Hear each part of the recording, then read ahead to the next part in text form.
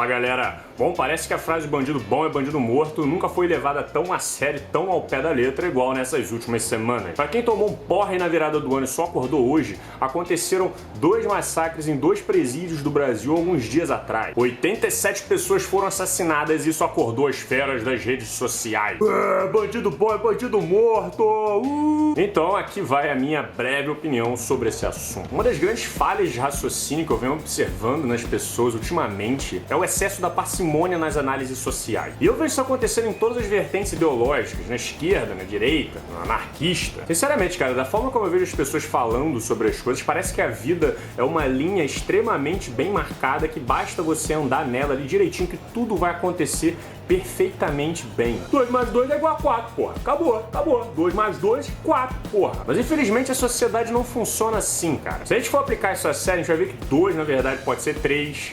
Que o mais nem sempre vai estar somando, às vezes ele assume algum outro papel. E ficar repetindo que 2 mais 2 vai sempre dar 4 nesses casos só vai fazer com que você se afaste cada vez mais do resultado real a longo prazo. E eu entendo porque essa visão é sempre muito adotada pelas pessoas. Ela é fácil de entender e preenche essa nossa necessidade de estar sempre posicionado no lugar do bem. Como eu já falei, recomendo novamente o meu vídeo Grande Inimigo. Simplificar a sociedade entre o lado bom e o lado mal é a garantia de que nós vamos sempre estar do lado bem. E isso faz com que a gente se sinta bem. Mas eu não vou me aprofundar nisso aqui com vocês, porque eu já tenho um vídeo sobre isso. O que eu vou falar aqui é porque eu discordo da frase bandido bom é bandido morto. A parada é que, na minha opinião, a humanidade não possui leis naturais ou divinas que são imutáveis. Toda a questão moral foi construída com o tempo pelos seres humanos para os seres humanos. Se a gente diz que o Estado deve ser o grande protetor e representante da sociedade, ou se a gente diz que na verdade não, que a essência da sociedade está na liberdade individual sem a interferência do Estado. Essas são ideias diferentes que foram pensadas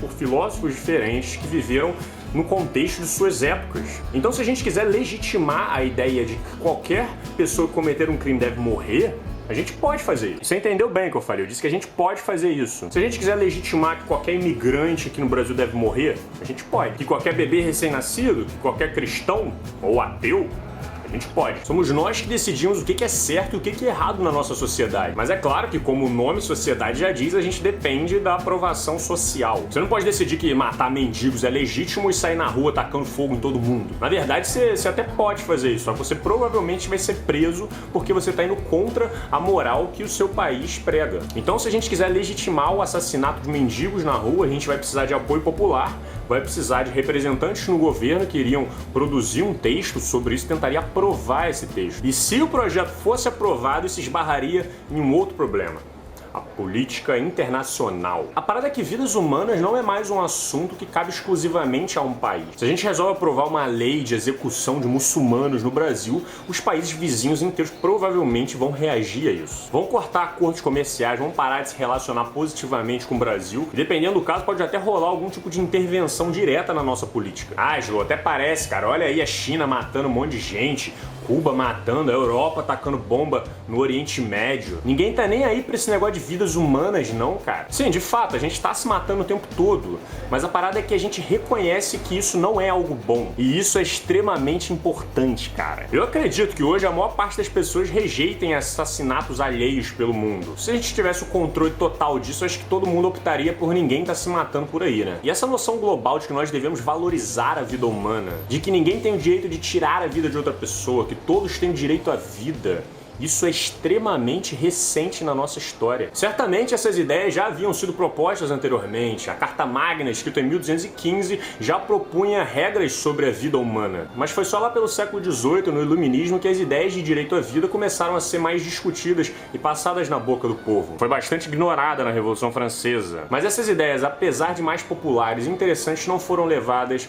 muito a sério pelo resto do mundo. Até que no século XX estourou as guerras mundiais, meu irmão, e aí, salve-se quem puder. Meu irmão, depois que descobriram o poder que uma ideologia pode ter, o alcance que uma manipulação ideológica pode ter, quando viram parte da Europa sendo convencidas por ideais eugênicos de raça superior e legitimando o massacre de judeus e ciganos e mais uma porrada de gente. Galera, eu acho que tá na hora da gente conversar, que eu acho que a gente perdeu um pouquinho o controle das coisas. Por isso que quando terminou a Segunda Guerra Mundial e tava todo mundo traumatizado com o que tinha acontecido, os países se organizaram e criaram as Organizações das Nações Unidas e, para os mais íntimos, a ONU. E em 1948 eles reuniram, escreveram escreveram e assinaram a Declaração Universal dos Direitos Humanos. E cara, apesar de ser um documento que não implica punições diretas a quem descumprir ele tem um papel fundamental no quesito de norteamento da moral humana no século XXI. Quanto é que eu aposto que essa não é a primeira vez que você está ouvindo falar sobre direitos humanos. Mesmo que um país descumpra os direitos humanos,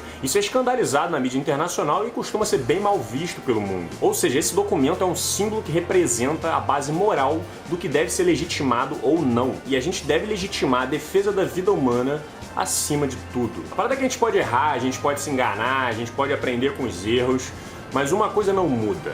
Uma vez que uma vida é tirada, não tem mais volta. Não tem como voltar atrás nisso, cara. A vida não deixa de ser uma propriedade individual de cada um. Ninguém tem ou deveria ter o direito de tirar a vida de outra pessoa sob hipótese alguma. A não ser em caso de legítima defesa, né? Porque aí é ou você ou o outro. Mas o princípio é de que a gente use todos os nossos artifícios e ferramentas antes, para só em última instância, se for o caso, retirar a vida de alguém. E não é pra ter comemoração quando isso acontece. Ah, Jô, para de palhaçada, meu irmão. Para de botar pena de morte e meter bala em todo mundo, porque bandido bom é bandido morto, e eu nunca vi morto voltar a cometer crime.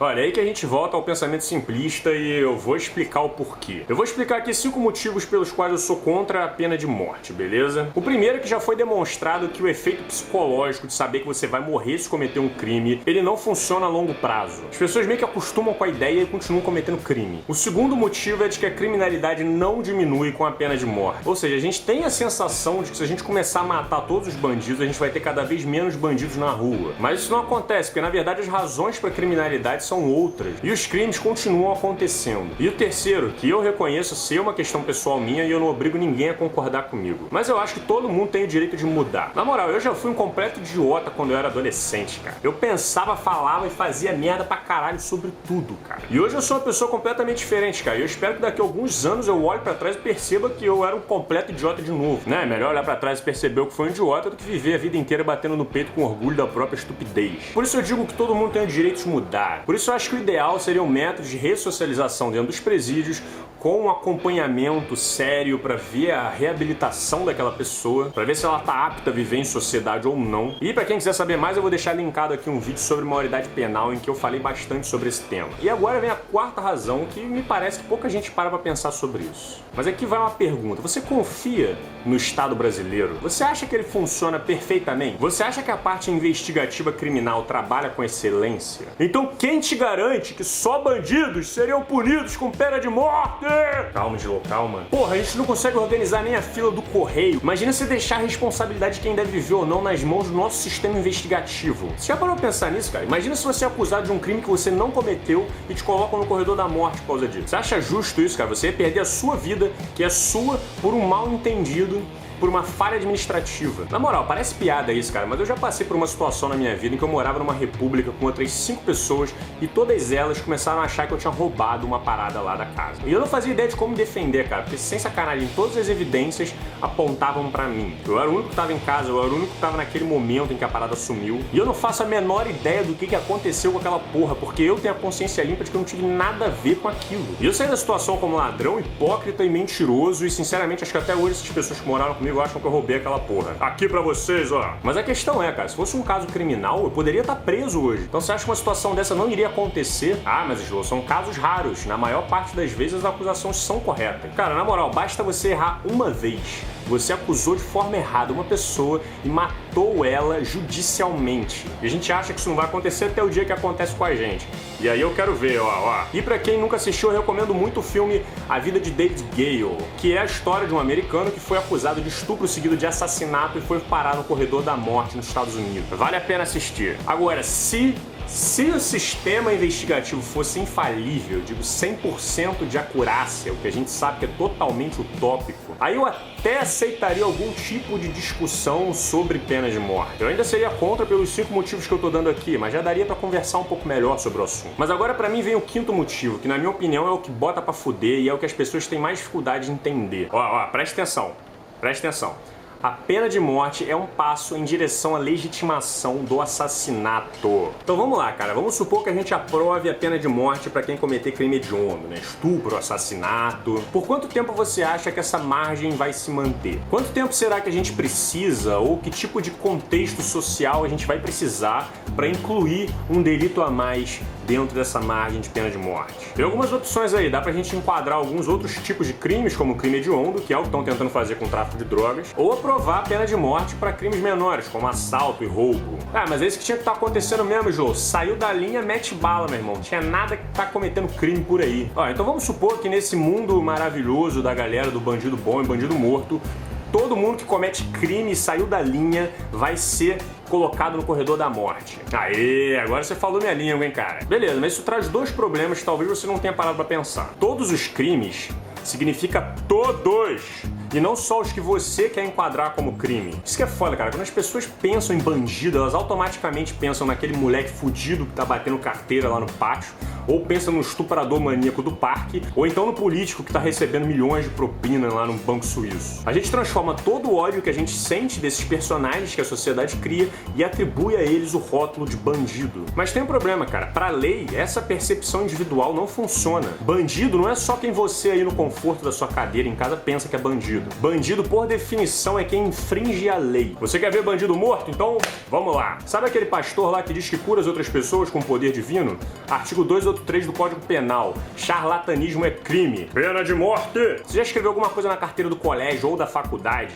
Lei 284840, crime de vandalismo. Pena de morte! Tomou aquela cervejinha só pra brindar e pegou o carro pra ir pra casa porque a rua tava vazia. Artigo 306. Pena de morte! Consumiu material pirata na internet, fez um meme com a imagem dos outros sem autorização, sonegou imposto. Pena de morte!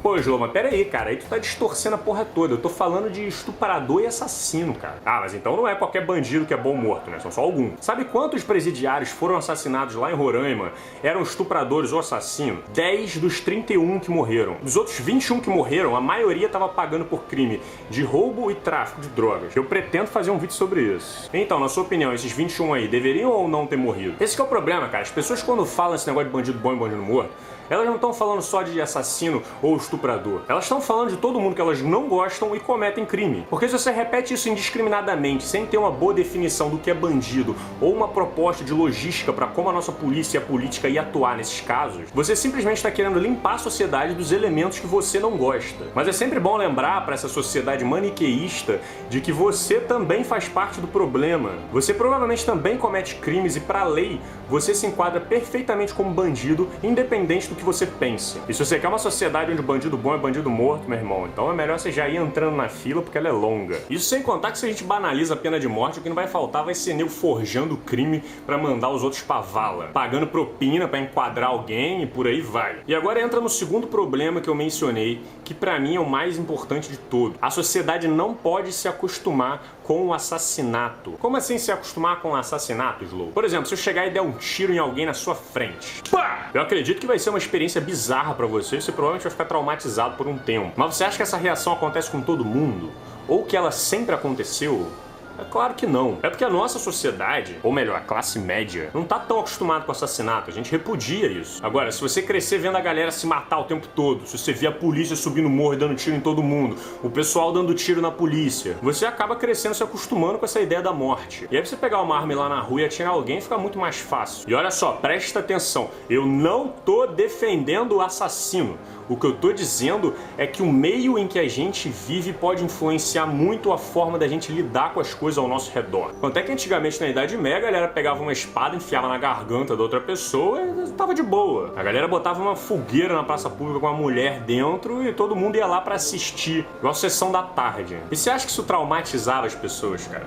Provavelmente não, porque elas viviam numa sociedade onde o assassinato era legitimado em várias situações. Elas estavam acostumadas com isso. Desde então, com o avanço das sociedades, o que a gente vem fazendo é andar no caminho contrário. Cada vez mais a gente tenta afastar a ideia do assassinato da nossa cultura. Para isso tem os direitos humanos, para isso tem as cláusulas pétreas, para que nenhum contexto momentâneo permita que a gente quebre essa fronteira e comece a aproximar novamente a ideia do assassinato para nossa cultura. Porque o efeito é igual bola de neve, cara. Ele já foi observado milhões de vezes na história. A gente começa legitimando o assassinato só para alguns casos específicos e quando a gente menos perceber, a gente já vai estar tão familiarizado com a ideia da morte na sociedade que nós terminaremos sendo as vítimas de um sistema que a gente ajudou a construir, aplaudindo enquanto outras pessoas eram assassinadas.